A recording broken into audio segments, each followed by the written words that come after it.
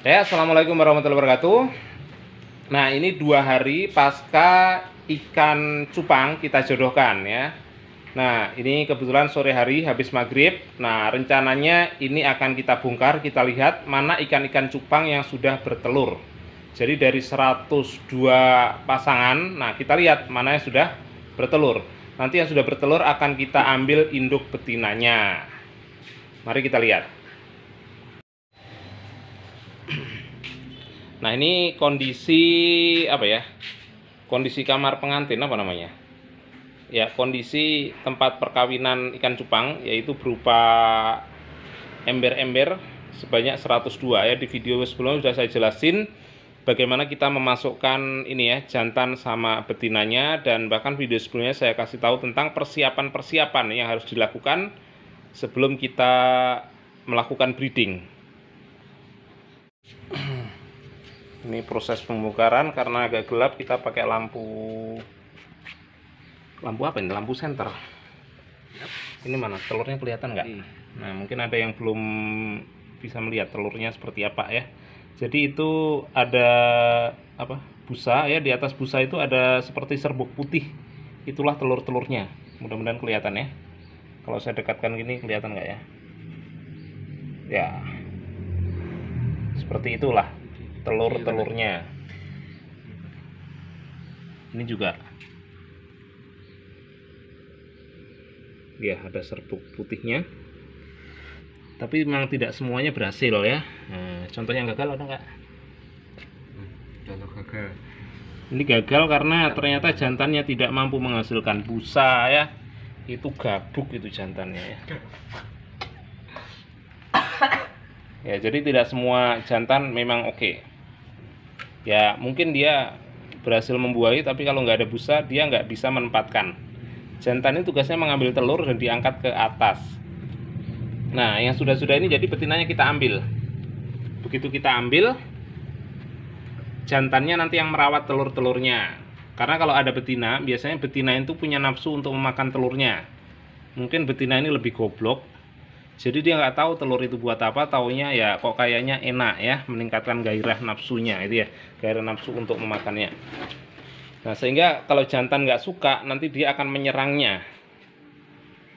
Si jantan akan menyerang, nah itu bisa menyebabkan betina sakit bahkan sampai kepada kematian.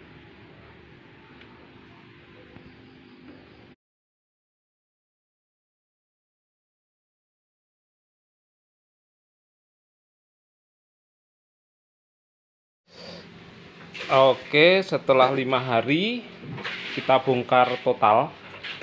Jadi kalau memang sudah nggak bertelur ya kita anggap gagal. Dan biasanya setelah 5 hari ini yang bertelur pasti sudah netas dan sudah istilahnya ambyar ya. Nah, ketika kondisi seperti itu, maka nanti jantan, induk jantan yang biasa ngasuh anak itu bisa diambil sebelum nanti anak-anaknya kita tuangkan di kolam. Nah, ini contoh ya, yang sudah mulai ambyar istilahnya. Terdapat burayak-burayak yang sangat kecil-kecil, jadi sudah jalan-jalan. Nah, ini contohnya lagi. Burayaknya sini sudah bebas ya, sudah bisa berenang sendiri, maka di sini induk jantan bisa kita ambil. Nah, ini induk-induk jantannya.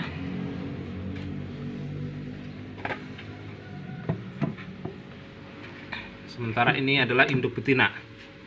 Hati-hati kalau induk jantan, kalau terlalu banyak air ini biasanya nanti malah perang ya, makanya ini sebaiknya airnya sedikit saja supaya mereka tidak berperang. Nanti kita hitung ada berapa banyak yang jadi dan berapa banyak yang nggak jadi ya, karena selalu saja ada kegagalan ya. Nah, dengan banyak belajar nanti jumlah kegagalan ini akan bisa kita kurangi, prosentasenya bisa makin kecil. Nah, mungkin breeder-breeder yang senior pasti punya pengalaman tersendiri. Apakah ditambahkan apa, nah itu saya sendiri masih belajar dan mencari ya. karena tidak semua breeder ketika saya tanya menjawab apa adanya. Nah, ini adalah kolam yang sudah disiapkan.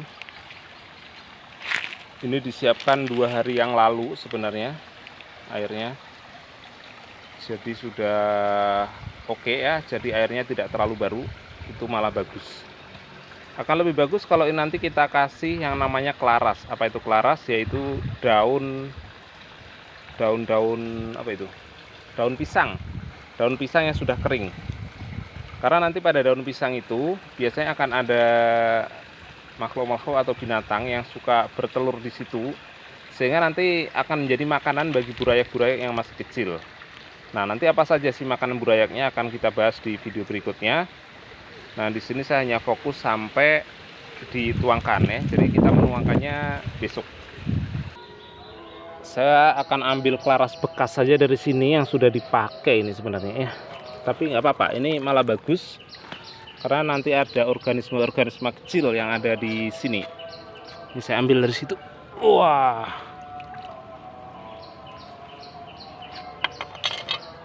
kalau kurang nanti tinggal ambil di pohon saja, karena di sini banyak pohon pisang. Oke, ini kelarasnya saya masukkan. Ini udah lebih bagus karena udah lumayan busuk. Saya akan nambahin saja dari yang masih baru di pohon. Nah, ini dia ada pohon pisang.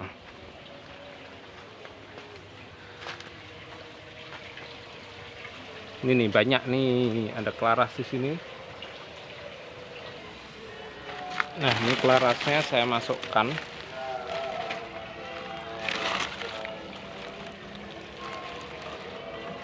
Biasanya nanti buraya-buraya ikan ini akan berada di kelaras ini sebelum dia ahli renang, karena ini bisa menjadikan tempatnya agak dangkal ya.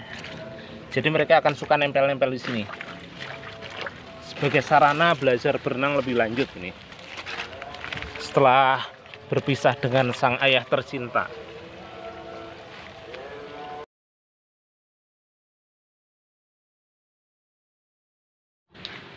Oke, hari ini setelah jantan, induk jantan kita ambil, 24 jam kemudian kita akan memindahkan buraya-buraya ini ke kolam ya. Jadi semuanya kita satukan di kolam.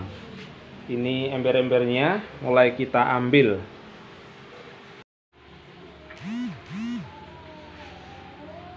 Ya, ember-ember berisi air kita nggak bisa langsung bawa banyak-banyak.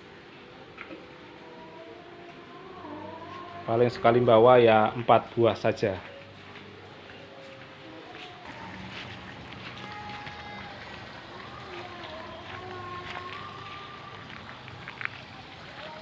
Kita kumpulkan di sini dulu sebelum kita pindahkan ke kolam ini ya. Sekarang seperti apa burayaknya?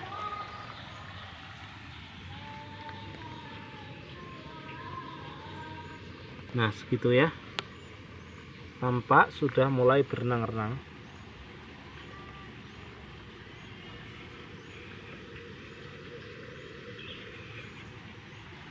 Banyaknya tidak sama. Ada yang banyak, ada yang sedikit ya.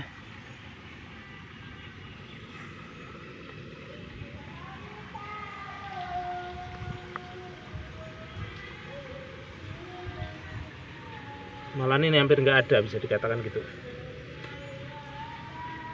Wah, kalau ini cukup banyak.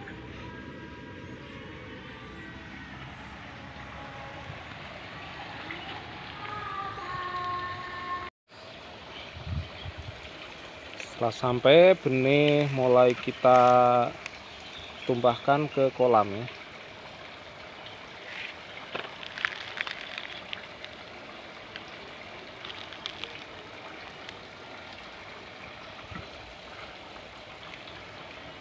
Kita tumpahkan pelan-pelan biar benih keluar dengan sendirinya. Jadi supaya arus yang keluar dari dalam ember ke air kolam tidak terlalu deras, sehingga tidak memperbanyak jumlah korban.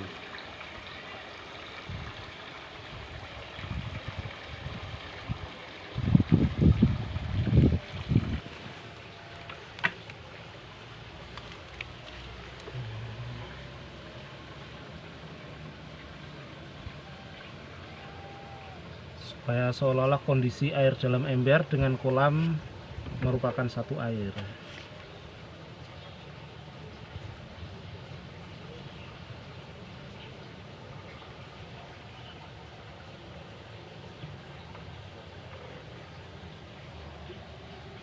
Ini benih nampak kelihatan bergembira.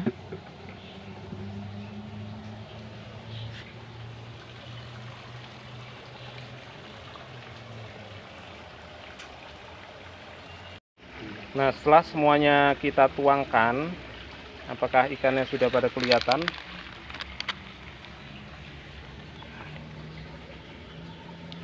Ini ya, mungkin kelihatan, mudah-mudahan kelihatan ya, karena saya nggak bisa melihat di kamera juga nih. Ini ada yang berada di atas daun pisang, di atas kelaras.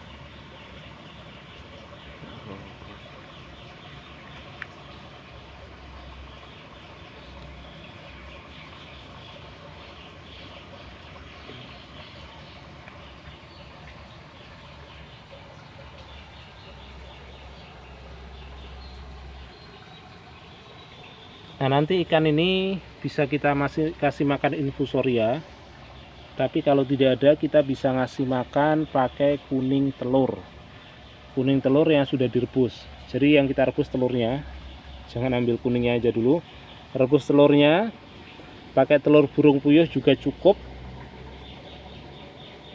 Kita ambil sedikit, setelah kita ambil sedikit, aduk telurnya dengan air. Setelah itu hasil adukannya semprot-semprotkan ke kolam ini. Jangan dikasih kuning telur yang padat dimasukkan ke sini, nanti akan merusak kualitas air dan akhirnya nanti akan mati. Jadi ikan-ikannya mati nanti kalau gitu. Oke, paling itu saja tutorial dari saya. Nanti akan dilanjutkan dengan tutorial perawatan burayak.